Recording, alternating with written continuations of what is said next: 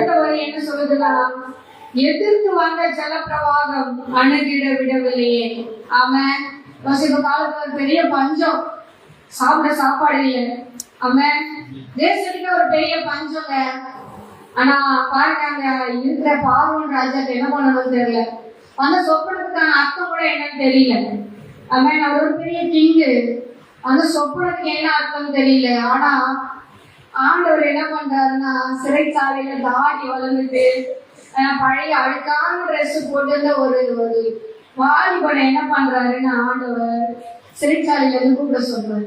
அதுக்காகவே பார்வோனை என்ன பண்றாரு, தூங்க விடாம சொப்பனங்களை கொடுத்து என்ன பண்றாரு.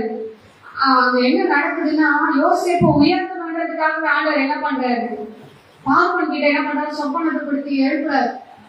ஏந்திரு நான் இப்படிப்பட்ட ஒரு காலம் வரப்போது, இதுக்காகவே உனக்கு நான் ஒரு ஆளை கொண்டு வந்திருக்கிறேன்னு சொல்லி என்ன பண்றாங்க, அந்த இடத்துல கொண்டு பார்வோனை கொண்டு என்ன பண்றாங்க, யோசிப்ப வர வைக்கிறாங்க. அல்லேலூயா அல்லேலூயா.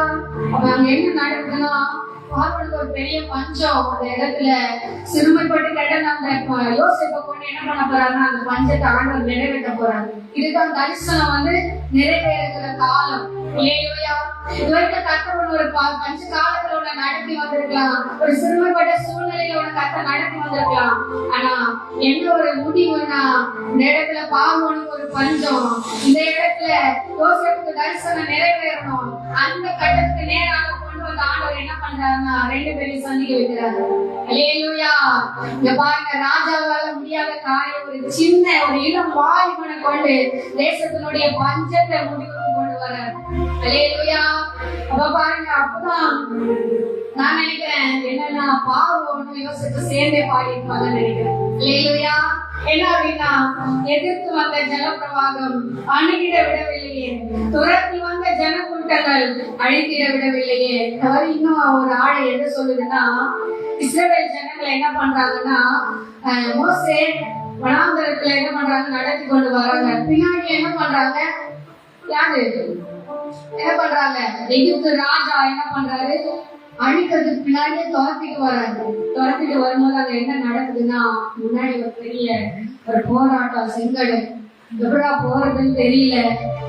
அடுத்த பாதை கடந்து அந்த செங்கடலை கடந்தாதான் என்ன பண்ண முடியும், அடுத்த கடத்துக்கு போக முடியும், அடுத்த உயரத்துக்கு போக முடியும். அப்ப என்ன பண்ணலன்னா, ஆண்டவர் அந்த இடத்துல மோசையை கொண்டு வர்றாரு. ஒவ்வொருத்தருடைய பாருங்களேன், இஸ்ரவேல் ஜனங்கள் அடிமைத்தனத்துல என்ன பண்ணாங்க, விக்கிரக ஆராதனை செஞ்சுட்டு இருந்தாங்க. ஆனா ஆண்டவர் என்ன பண்றாங்க, ஒவ்வொருத்தரையும் நீங்க நல்லா கவனிச்சுக்க, மோசேவை என்ன பண்றாரு, அடிமைத்தனத்துல அவங்க என்ன பண்றாரு இருந்துட்டு அவர் வனாந்தரத்துல போய் ஆண்டவர் என்ன பண்றாரு, தனித்திருக்க வைக்கிறாரு. அதே போலதான் யோசேப்பை என்ன பண்றாரு, தனித்திருக்க வச்சிருக்காரு, சிறையில வச்சிருந்தாரு. மோசேக்கு அப்படிதான் வனாந்தர பாதை.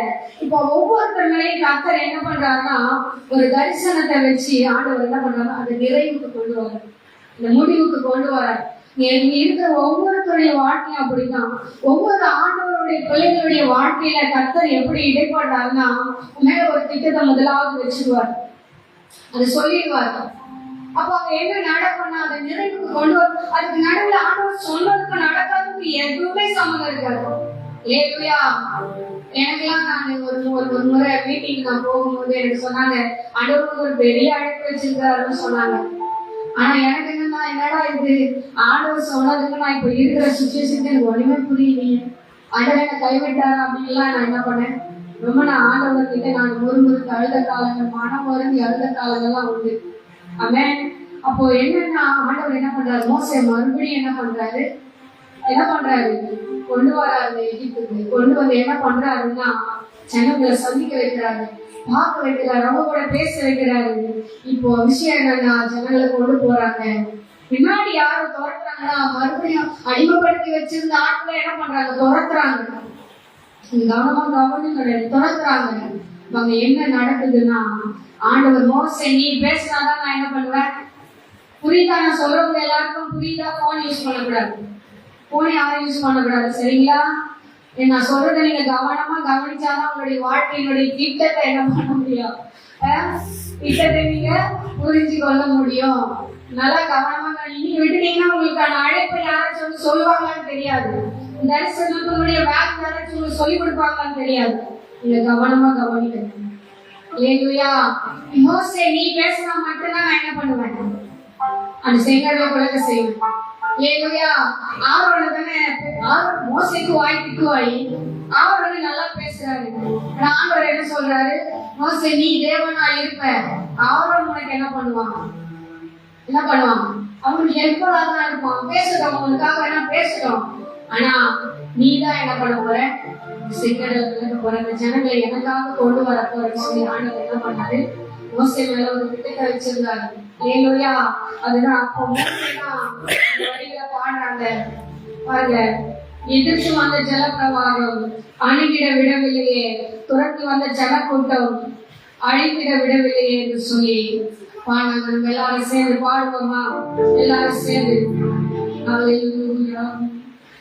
எதிர்த்து வந்த ஜலப்பிரவாகம் அணுகிட விடவில்லையே, துரத்தி வந்த ஜனக்கூட்டங்கள் அழித்திட விடவில்லையே. எத்தனை பேர் உங்களை அழிக்கணும்னு பார்த்தாங்க? எத்தனை பேர் உங்களுக்கு மூடி போடணும்னு பார்த்தாங்க? ஆண்டவர் விட்டாரா? வாழ வச்சிருக்கிறார்ல, அந்த ஆண்டவருக்கு நன்றி சொல்லி போடுமா? எதிர்த்து வந்த ஜலப்பிரவாகம் அணுகிட விடவில்லையே, துரத்தி வந்த